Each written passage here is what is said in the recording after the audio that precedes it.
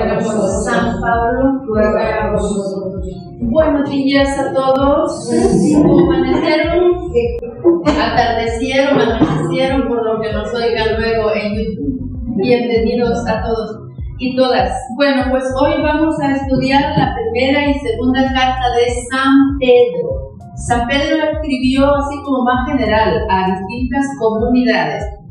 Voy a leer las notas de nuestro libro de lecciones bíblicas. Dice, usando una frase conocida, podríamos decir que Pedro no necesita presentación. A ver, ¿saben algo de San Pedro?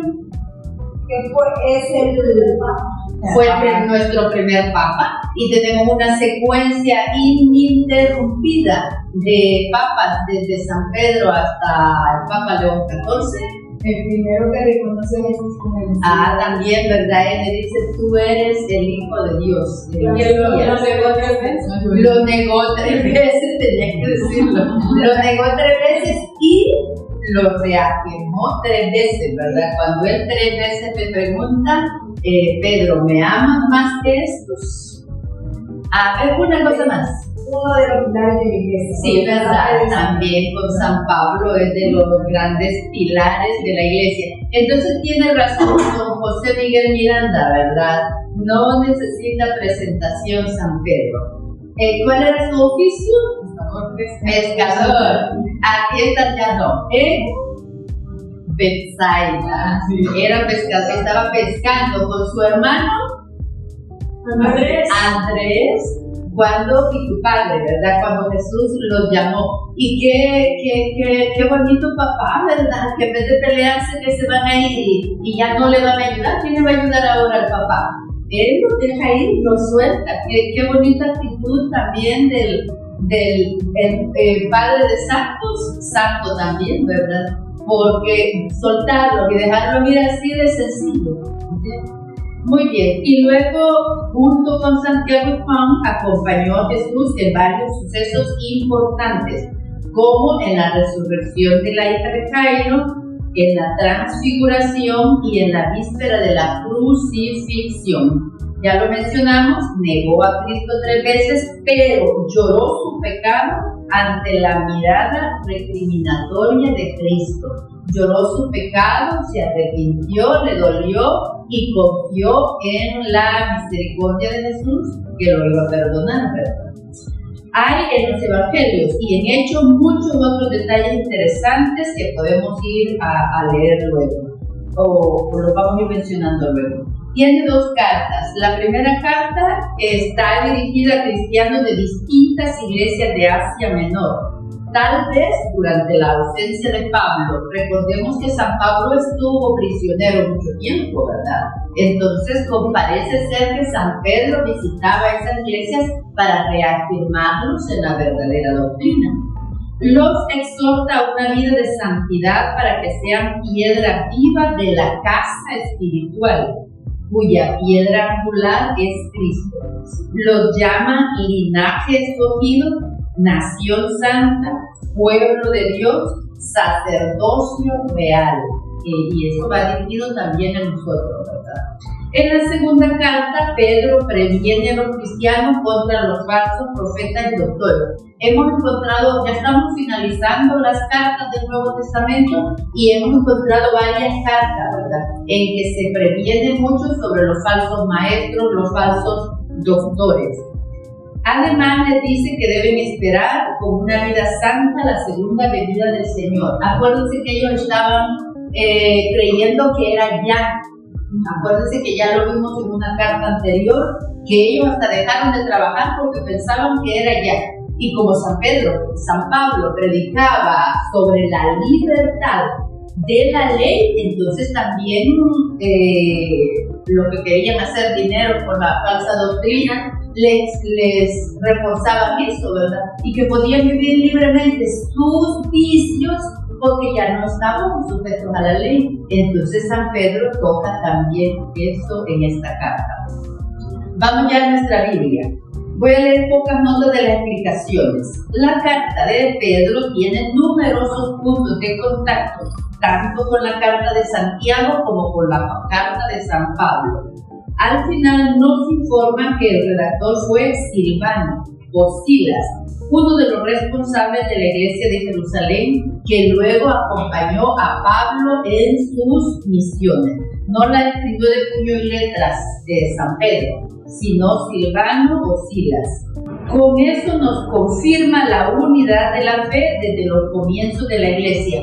Si todos predicaban el evangelio de Jesús, es obvio que todos tuvieran puntos de contacto en lo que predicaban.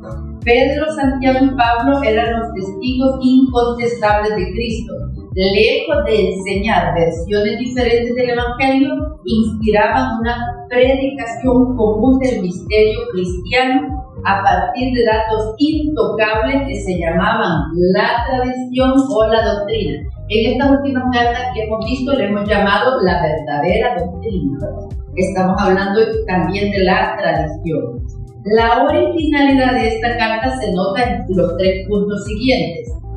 Del capítulo 1, versículo 3, al capítulo 3, versículo 7, todo está inspirado en la ceremonia del bautismo.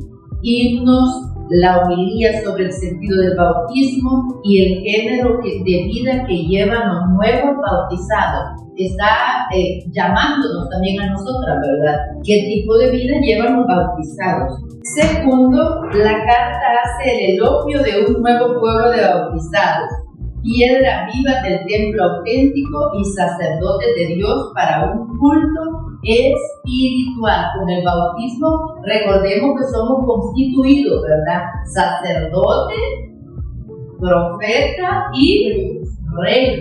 Entonces también les recuerda este sacerdocio espiritual al que nos llama el bautismo. Y tercero, repetidas veces, Pedro invita a meditar la pasión de Cristo. Su sacrificio está siempre presente en el corazón del pueblo de Dios y la persecución forma parte de su vocación. Muy pocos templos en nuestra Iglesia Católica tienen permanentemente un crucifijo distinto del crucificado. Pocas iglesias tienen un Cristo resucitado. Muy pocas iglesias tienen un Cristo nazareno llevando la cruz. La mayoría debe de tener un Cristo crucificado, porque es lo que nos invita a reflexionar constantemente en nuestra fe. Lo voy a repetir. Pedro invita a meditar la pasión de Cristo. Nosotros constantemente debemos tomar como modelo a Cristo en el sacrificio, en las pequeñas cosas del día a día o en las grandes dificultades que se nos presentan de cuando en cuando, ¿verdad? Nuestro modelo siempre debe de ser Cristo. Vamos ya al texto de la primera carta de San Pedro. Capítulo 1, versículo 1. Pedro, apóstol de Cristo Jesús, a los elegidos que viven fuera de su patria, dispersos en el Ponto, Galacia, Capadocia, Asia y Bitinia. A los elegidos, a quienes Dios Padre conoció de antemano y santificó por el Espíritu para acoger la vida y ser purificados por la sangre de Cristo Jesús. Que la gracia y la paz abunden entre ustedes. En el saludo ya nos damos cuenta, ¿verdad?, que está escribiendo a varias comunidades de gentiles, exiliados y peregrinos. Y vamos a entrar directamente en el texto. Versículo 3. Bendito sea Dios, Padre de Cristo Jesús nuestro Señor, por su gran misericordia, al resucitar a Cristo Jesús de entre los muertos, nos dio una vida nueva y una esperanza nueva. Esta nueva esperanza, esta nueva identidad de cristianos, de bautizados, esta nueva familia, es lo que está animándonos a vivir San Pedro. En el versículo 6 nos dice: estén alegres, aunque por un tiempo tengan que ser afligidos con diversas pruebas. En realidad, todos los días nos enfrentamos a pruebas, ¿verdad? Entonces, estar siempre alegres porque estamos siendo formados a imagen y semejanza de Jesús. Voy a leer la explicación. Este trozo podría ser la predicación del jefe de una comunidad cristiana, dirigida a los adultos que acaban de bautizarse. En esos años los creyentes se preocupaban más que hoy por su salvación después de la muerte. A los que se bautizaban, los apóstoles les hablaban de la herencia de Dios que les estaba reservada a consecuencia de la resurrección de Cristo. Es el mismo llamado para nosotros que que hemos sido bautizados. Hay una consecuencia de ser bautizados y el modo de vida que debemos llevar nosotros. Pues vamos al versículo 13. El subtítulo en la Biblia latinoamericana es directamente: sean santos, porque ese es nuestro llamado, a ser santos como Jesús, como Dios es santo. Está dirigido a un nuevo pueblo, un nuevo éxodo, un nuevo reino, un nuevo pacto, un nuevo templo. A eso nos va a llamar. Por tanto, tengan listo su espíritu y estén alerta, poniendo toda su esperanza en esta gracia que sea para ustedes la venida gloriosa de Cristo Jesús. Eso es lo hermoso de tener fe, que ante las distintas dificultades no estamos solos, no debemos sentirnos solos. Tenemos que saber siempre que la gracia de Cristo está con nosotros. Versículo 14. Si han aceptado la fe, no se dejen arrastrar ya por sus pasiones como lo hacían antes cuando no sabían. Entonces, hemos sido bautizados, debemos trabajar, ¿verdad?, nuestras inclinaciones para no dejarnos arrastrar por ellas. O sea, nosotros gobernar nuestros impulsos, nuestros instintos y no ellos a nosotros. En realidad ese es el llamado. No debería de ser tan difícil. Versículo 17. El Padre que invocan no hace diferencia entre personas, sino que juzga a cada uno según sus obras. Fíjense que estas palabras nos las tenemos que grabar muy bien, ¿verdad? Juzga a cada uno según su obra. No se lo inventó la Iglesia Católica. Aquí está en el versículo 17, capítulo 1 de San Pedro. Porque ahora está de moda negar que vamos a enfrentar un juicio después de la muerte, ¿verdad? Tomen pues en serio estos años en que viven fuera de la patria. Está hablando a cristianos, ¿verdad?, que están fuera de su patria, que se lo tomen en serio, aunque uno se vaya a otro país y nadie lo conozca y uno se siente libre de que no hay quien lo critique, igual hay que comportarse. Así digo yo, hay que viajar con la misma conciencia. Versículo 18. No olviden que han sido rescatados de la vida vacía que aprendieron de sus padres, pero no con un rescate material de oro o plata, sino con la sangre preciosa de Cristo, el Cordero sin mancha ni defecto. Este es nuestro modelo, ¿verdad? El Cordero sin mancha ni defecto, y por él hemos sido rescatados. Vamos ya al capítulo 2, versículo 5. También ustedes, como piedras vivas, se han edificado y pasan a ser un templo espiritual, una comunidad santa de sacerdotes que ofrecen sacrificios espirituales agradables a Dios por medio de Cristo Jesús. No les está hablando a santos, nos está hablando a todos. Todos tenemos este mismo llamado de ser piedras vivas dentro de nuestra comunidad eclesial, dentro de nuestra comunidad de iglesia. Piedras vivas que aportan al crecimiento de la comunidad cristiana. Versículo 9. Ustedes son una raza elegida, un reino de sacerdotes, una nación consagrada, un pueblo que Dios hizo suyo para proclamar sus maravillas. Pues Él nos ha llamado de las tinieblas a su luz admirable. Ayer recibí en mi casa a una pareja de señoras testigas de Jehová y me leyeron el versículo. Ay, chama, se me olvidó que salmo era. Creo que era el Salmo 121, no me recuerdo el versículo, pero me recordé ahora del texto. Que es que la palabra sea lámpara para tus pasos. Qué bueno, ¿verdad? Que nosotros estamos leyendo la Escritura y qué hermoso verso. Ustedes son raza elegida, un reino de sacerdotes. Creo que si nosotros nos vivimos de verdad la dignidad de ser hijos de Dios, de verdad que viviríamos sobre las nubes, ¿verdad? Y con un ego sano de lo bien que debemos comportarnos por lo bueno que es ese Padre que nos ha llamado y nos ha elegido. Vamos al versículo 11. El subtítulo es Lleven una vida ejemplar. Amados hermanos, por ser aquí extranjeros y gente de paso, les ruego que se abstengan de los deseos carnales, de los deseos carnales que hacen la guerra al alma. Lleven una vida ejemplar. En el versículo 13 dice, sométanse a la autoridad humana por causa del Señor, al rey porque tiene el mando, a los gobernadores porque Él los envía para castigar a los que obran mal y para animar a los que obran bien. Vean qué función más hermosa la de los gobernadores, ¿verdad? De castigar a los que hacen mal, pero también animar a los que obran bien.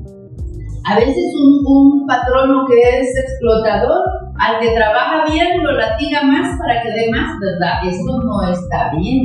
Al que obra bien tiene que felicitarlo, el buen trabajador tiene que felicitarlo, animarlo. Capítulo 2, versículo 15. La voluntad de Dios respecto de ustedes es que obrando el bien acallen la ignorancia de los imbéciles. No es nada suave el texto, ¿verdad? Obrando bien acallen la ignorancia de los imbéciles. 16. Sean libres, pero no hagan de la libertad un pretexto para hacer el mal. Esto es importantísimo, ¿verdad? Todos somos libres y defendemos nuestra libertad, pero no estamos creados para ser libres haciendo el mal, sino haciendo el bien. 17. Respeten a todos, amen a los hermanos, teman a Dios, respeten al que gobierna. ¿Quiénes son los primeros gobernadores de nuestra vida? Los padres, pues entonces hay que respetar al papá y a la mamá y a los hermanos mayores también. Hay que respetar a los hermanos mayores y a toda autoridad que Dios ha puesto para castigarnos si hacemos mal y para animarnos si hacemos bien. Versículo 18. Que los siervos obedezcan a sus patronos con todo respeto, no solo a los buenos patronos, a los comprensivos, sino también a los que son duros, porque ahí está el mérito, en que soporten malos tratos sin haberlo merecido, habiendo actuado con conciencia y por Dios. Aún obrando bien, muchas veces recibimos malos tratos. Entonces ahí está el mérito en padecerlo por amor a Cristo, a imitación de Cristo, porque Él también padeció por obrar bien. Versículo 22 habla de Jesús. Él no cometió pecado, ni en su boca se encontró engaño. Insultado no devolvía los insultos, y maltratado no amenazaba, sino que se encomendaba a Dios que juzga justamente. Él cargó en su cuerpo nuestros pecados. Como somos humanos normales, a lo mejor cuando nos hacen un daño, nuestro primer impulso es hay que morir matando. Y luego nos recordamos, ¿verdad?, que nuestro modelo es Cristo y murió perdonando. No murió matando y podía. Perdonó, Él murió perdonando. Él es nuestro modelo. Vamos al versículo 3. Otra vez San Pedro también nos recuerda deberes de los esposos. Igualmente ustedes, mujeres, obedezcan a sus maridos. Si alguno de ellos se opone a la palabra, será ganado por la conducta de sus mujeres mejor que por los discursos, pues les bastará ver su modo de ser responsable y sin reproche. No se preocupen tanto por lucir peinados rebuscados, collares de oro, vestidos lujosos, todo cosas exteriores, sino más bien irradia de lo íntimo del corazón la belleza que no se pierde, es decir, un espíritu gentil y sereno. Eso sí que es precioso ante Dios. pero hay que pedírselo a Dios. ¿Quién no lo va a querer? Un espíritu gentil y sereno. ¿Quién siente que tiene un espíritu gentil y sereno? Pues hay que pedírselo. Hay que pedirlo a Dios. Hoy desde el versículo 8. Finalmente tengan todos un mismo sentir.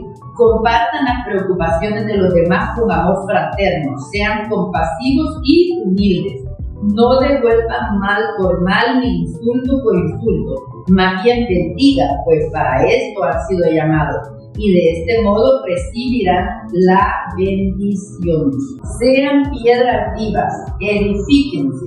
El Señor es la piedra que sobresale del suelo y en la que tropiezan todos aquellos que no vieron ni le tomaron en cuenta.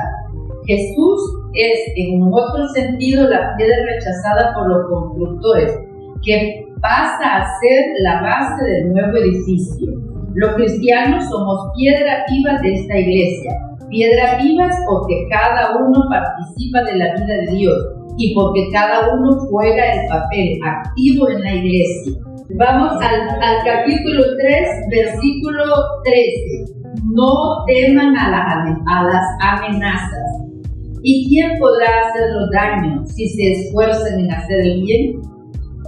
Felices ustedes si incluso tienen que sufrir por haber actuado bien. Es como la bienaventuranza, ¿verdad? La felicidad está en haber obrado bien y haber sido tratados mal. El mérito, ahí está el mérito. Pero si obramos mal y recibimos mal por el mal que hemos hecho, ahí no hay ningún mérito que nos aplique, ¿verdad? Al crecimiento espiritual. Vamos al versículo 15. Bendigan en sus corazones al Señor, a Cristo. Estén siempre dispuestos para dar una respuesta que les pida cuenta de su esperanza. Pero háganlo con sencillez y deferencia, sabiendo que tienen la conciencia limpia. Dan ganas de ser así, ¿verdad? De responder a todas estas cualidades que nos está diciendo San Pedro. Vamos al versículo 18. Sufrir a ejemplo de Cristo. Versículo 17, perdón. Es mejor sufrir por hacer el bien si tal es la voluntad de Dios que por hacer el mal. Pues Cristo murió una vez por el pecado y para llevarnos a Dios, siendo esta la muerte del justo por los injustos. Murió en su carne y luego resucitó por el Espíritu. Entonces fue a predicar a los espíritus encarcelados. Me refiero a esas personas que se negaron a creer en tiempo de Noé, cuando estaba por acabarse la paciencia de Dios, y Noé ya estaba construyendo el arca. Murió por ser carne. Esta nota que acabamos de leer en el versículo 18, habla de Jesús. Murió por ser carne, o sea, estoy leyendo una explicación, por haber aceptado y asumido realmente nuestra condición mortal, pero debía ser retomado por el Espíritu de Dios. Con estas palabras se reafirma la doble naturaleza de Cristo, o Dios y hombre, ¿verdad? Muy bien, vamos al capítulo 4, versículo 1. Dado que Cristo padeció en su carne, háganse fuertes con esta certeza. El que ha padecido en su carne ha roto con el pecado. Por ello, entreguen lo que les queda de esta vida, no ya a las pasiones humanas, sino a la voluntad de Dios. Ya es bastante el tiempo que dimos a todo lo que buscan los paganos: excesos, pasiones, borracheras, orgías y culto a los ídolos. A ellos les parece raro que ustedes ahora no corran con ellos hacia ese torrente de perdición, e incluso lo interpretan mal, pero tendrán que rendir cuentas a aquel que está preparado para juzgar a vivos y muertos. Pues no sin razón el Evangelio ha sido anunciado a muchos que han muerto, si bien en cuanto seres humanos han recibido la sentencia de muerte, a través del Espíritu vivan para Dios. El fin de todas las cosas está cerca. Vivan pues con sensatez y dediquen sus noches a la oración. Voy a leer las explicaciones del número 7. El mundo moderno nos ha liberado de muchas tareas materiales, pero tal vez la diversión continua que nos ofrecen los medios nos esclaviza a tal punto que no nos reservamos cada día y cada semana largos tiempos de oración. Ya no es lo mismo poner la ropa en la lavadora que ir al río a lavar sobre una piedra, ¿verdad? O sea, la vida moderna nos ha liberado de un montón de ocupaciones, pero nos ha dado tantas diversiones que ahora nos queda menos tiempo para la oración que lo que orarían tal vez nuestros antepasados, ¿verdad? Hace 100 años o hace 50 años, no tanto. Tenían más tiempo de oración, la vida era más difícil, pero había menos distracciones, menos diversiones. Entonces, tratemos de hacer ese tiempo para la oración. Capítulo 4, versículo 8. Sobre todo, ámense de verdad unos a otros, pues el amor hace perdonar una multitud de pecados. Acójanse unos a otros en sus casas sin quejarse. Que cada uno ponga al servicio de los demás el carisma que ha recibido, y de este modo serán buenos administradores de los diversos dones de Dios. Si alguno habla, que sean palabras de Dios. Si cumple algún ministerio, hágalo con el poder de Dios, para que Dios sea glorificado en todo por Cristo Jesús. Luego, en el versículo 12 nos habla de los sufrimientos y la esperanza, ¿verdad? Consuelo a los perseguidos. Queridos hermanos, no se sorprendan por el incendio que ha prendido en medio de ustedes para ponerlos a prueba. No es algo insólito lo que les sucede. Más bien, alégrense de participar en el sufrimiento de Cristo. Estamos en el capítulo 4, versículo 13. Alégrense de participar en el sufrimiento de Cristo, pues también se les concederán las alegrías más grandes el día en que se nos descubra su gloria. Esa es nuestra fe, ¿verdad? Que toda, como recordemos el ejemplo de Lázaro y el rico, ¿verdad? Esa es nuestra fe, que las dificultades que pasemos aquí por amor a Cristo van a ser premiadas en la vida eterna. Versículo 14. Si son insultados a causa del nombre de Cristo, felices ustedes, porque la gloria y el Espíritu de Dios descansan sobre ustedes. Versículo 16. Si sufre por ser cristiano, no tiene por qué avergonzarse, sino más bien debe dar gracias a Dios. Recordemos que San Pablo estaba prisionero, ¿verdad? Por la causa de Cristo, no tenía por qué estar avergonzado. Ninguna persona que esté prisionera injustamente tiene por qué estar avergonzado, aunque es de deducir, ¿verdad?, que es una situación muy difícil, pero no tiene por qué estar avergonzado porque está prisionero injustamente. Versículo 17. Ha llegado el tiempo del juicio, y este empieza por la casa de Dios. Vean cómo San Pedro, ¿verdad?, también nos está reforzando la idea del juicio que vamos a tener cada uno de nosotros inmediatamente después de la muerte. Vamos al capítulo 5. Esta carta solo tiene 5 capítulos, estamos terminando ya. Capítulo 5, versículo 1. Ahora me dirijo a sus ancianos, dado que yo también soy anciano y testigo de sus sufrimientos de Cristo, y espero ser partícipe de la gloria que ha de manifestarse. Apacienten al rebaño de Dios, cada cual en su lugar. Cuídenlo, no de mala gana, sino con gusto, a la manera de Dios. No piensen en ganancias, sino háganlo con entrega generosa. Y a esta ganancia no solo al dinero, ¿verdad?, sino también por amor a Dios, por el amor simplemente, no por el interés de la vida eterna, sino simplemente por amor a Jesús. Luego, versículo 5. A los más jóvenes, sean sumisos a la autoridad de los ancianos. Revístanse de humildad unos para con los otros. En todas sus Biblias que no son latinoamericanas también dice revístanse. Sí, versículo 5, la segunda parte. De la misma forma vosotros los jóvenes estad sujetos a los presbíteros y todos revestidos con bueno, es que, ya, gracias, sí, es que en otra Biblia decía, rivalicen en humildad los unos con los otros. Tal vez era un error, pero es bonito, ¿verdad? Sí, ¿verdad? Porque cuando rivalizamos en virtudes, nunca vamos a pelear. Sí. Sean humildes en sus relaciones mutuas. Sí, y en esta Biblia dice, revístanse de humildad unos para con los otros.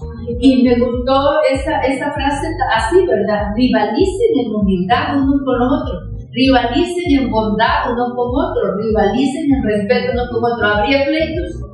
No habría pleitos, porque en los roles nunca chocamos en los defectos, pero en las virtudes nunca chocamos. Muy bien, vamos al versículo 6. Humíllense pues bajo la poderosa mano de Dios, para que llegando el momento, Él los levante. Hay una frase que dice, ¿verdad? Dios exalta donde ha sido humillado. En lo que uno ha sido humillado, Dios lo levanta.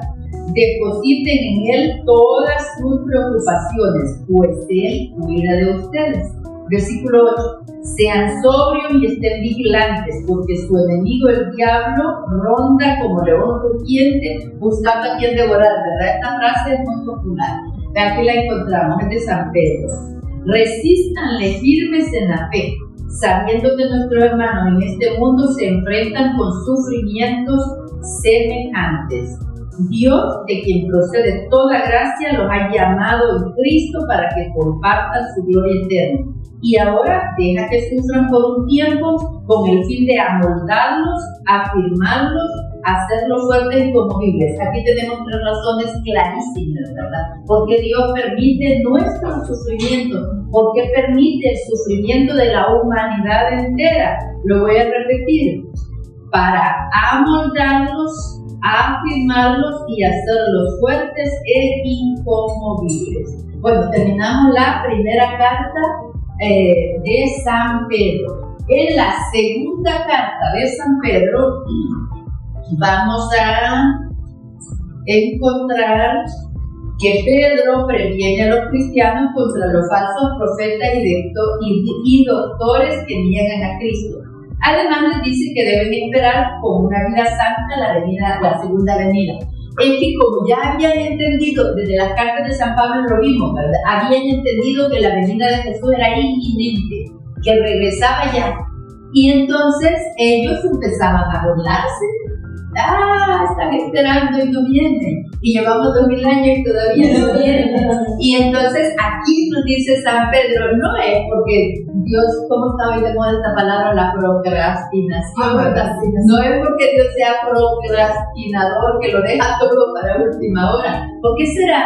¿Por qué no está dando más tiempo? Para que se conviertan. Esa es la razón de que Dios espera con paciencia, ¿verdad? Para que haya más personas salvadas, más conversión. Ahora lo vamos a ver en esta carta. Segunda carta de San Pedro. Al igual que la primera, no nombra a los destinatarios. Parece que sus advertencias van dirigidas a todas las iglesias. Para entender los motivos de esta carta, el tono de las advertencias y los argumentos a que recurren, habría que acercarla más a la carta de Judas. Ambas denuncian el mal que Pablo ya tenía, los abusos de la libertad cristiana, un mal que ya tenía. Tiene trozos muy similares a la carta de Judas. Si bien los cristianos fueron muy pronto objeto de toda clase de difamaciones, tales ataques hallaban un pretexto en el comportamiento de algunas personas que veían en el llamado cristiano a la libertad como una justificación para la ausencia de principios morales. O sea, que no solo estaban faltando a la ley, sino también faltando a los propios principios morales. Ante la tentación de la vida materializada y consciente de que en breve tiempo la generación de los testigos de Cristo habría desaparecido, El autor señala y desarrolla los 3 puntos en los que habrá de mostrarse muy firmes. Eso también nos anima a escribir a todos, ¿verdad? A que pronto van a morir. Y entonces como que los sucesores van a necesitar algo tangible, ¿verdad? Para fundamentar lo que enseñan. Entonces esa es el gran llamado que ellos sienten a escribir cartas.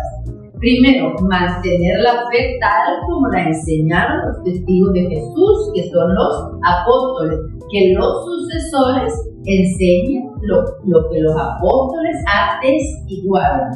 Segundo, luchar contra maestros que solo pueden atraer sobre sí los juicios de Dios.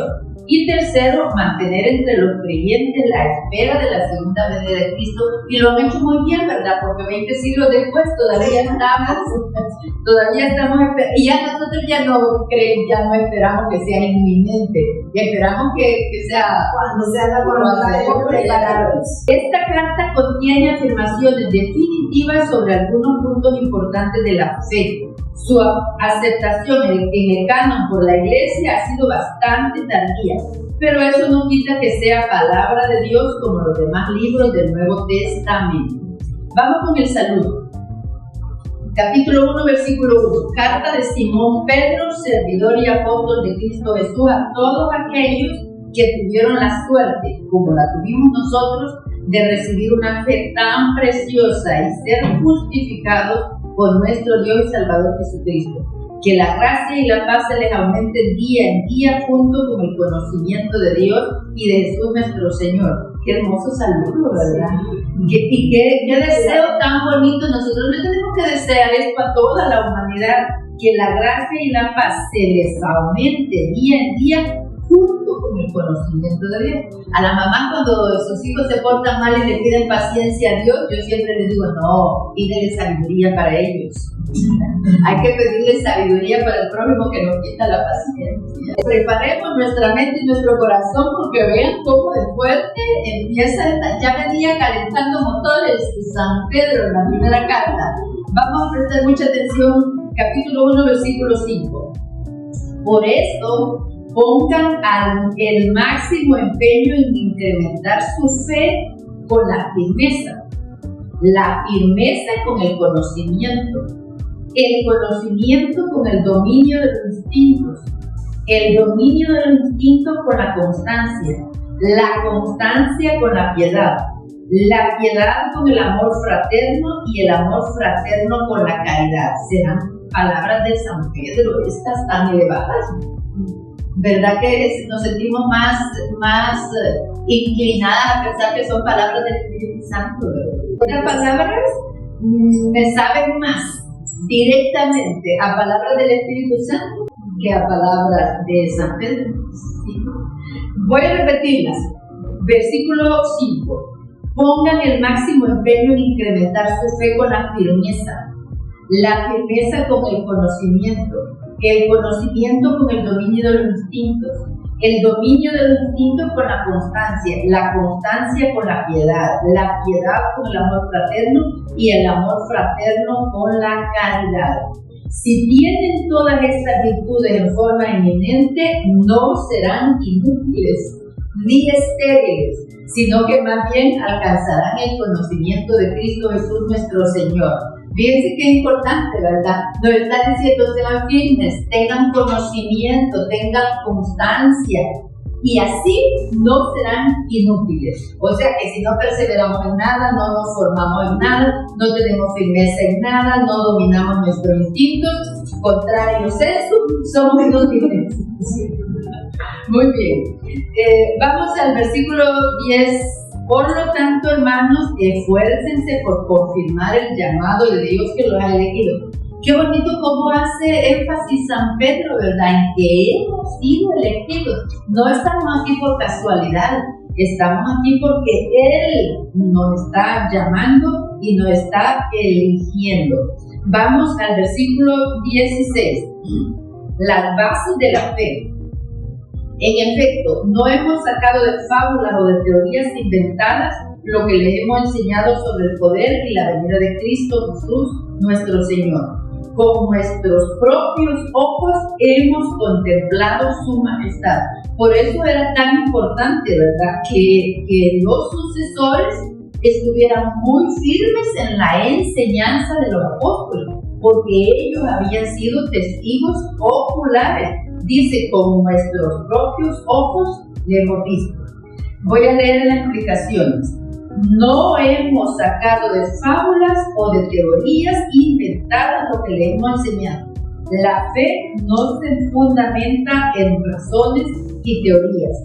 Creemos en lo que los apóstoles vieron y en las palabras de los profetas. Es cierto que a lo largo de los siglos ha habido un desarrollo constante de la manera de comprender las consecuencias de la fe y de cómo las situamos en las realidades de la vida. También ha habido un esfuerzo continuo por expresar la fe en el lenguaje del tiempo en que uno vive. La última frase dice claramente lo que encontramos en la Biblia. Todo en ella se dijo por parte de Dios y todo es obra del Espíritu Santo. No se dice que el Espíritu Santo dictó los libros ni que todos sus autores tuvieron revelaciones, pero se hizo un solo espíritu con el espíritu de ellos cuando cada uno de ellos escribía con su estilo propio y conforme a la cultura de su tiempo lo que le parecía bueno escribir. Qué hermoso, ¿verdad? Es como una reafirmación de lo que estábamos comentando. Es que oímos al Espíritu Santo directamente en estas palabras de San Pedro. Vamos al capítulo 2, versículo 1. Así como hubo falsos profetas en el pueblo de Israel, también entre ustedes habrá falsos maestros. Introducirán novedades dañinas, pero sin tardar se perderán por renegar del maestro que lo rescató. Muchos imitarán sus vicios y por su culpa será desprestigiado el camino de la verdad. Los inspirará el amor al dinero y se aprovecharán de ustedes con palabras engañosas. Se ve, ¿verdad?, que en todos los tiempos ha sucedido esto, que por apego al dinero haya maestros que enseñan doctrinas falsas. Al capítulo 3, ¿por qué se demora la segunda venida de Cristo? Ese es el título. Versículo 3. Sepan en primer lugar que en los últimos días se presentarán burlones que no harán caso más que de sus propios apetitos y preguntan en son de burla: ¿en qué quedó la promesa de la segunda venida de Cristo? Desde que murieron nuestros padres en la fe, todo sigue igual que al comienzo del mundo. Estos quieren ignorar que al principio hubo un cielo y una tierra que surgió del agua y se mantuvo sobre ella por la palabra de Dios. Y por la misma palabra este mundo pereció anegado por las aguas del diluvio. Versículo 7. Del mismo modo ahora la palabra de Dios es la que conserva nuestro cielo y nuestra tierra, pero serán destruidos por el fuego el día del juicio, cuando los impíos también serán destruidos. No olviden, hermanos, que ante el Señor un día es como 1000 años y 1000 años son como un día. El Señor no se demora en cumplir su promesa, como algunos dicen, sino que es generoso con ustedes y no quiere que se pierda nadie, sino que todos lleguen a la conversión. Esa es la razón, ¿verdad?, de que Dios nos está dando más tiempo y más tiempo y más tiempo.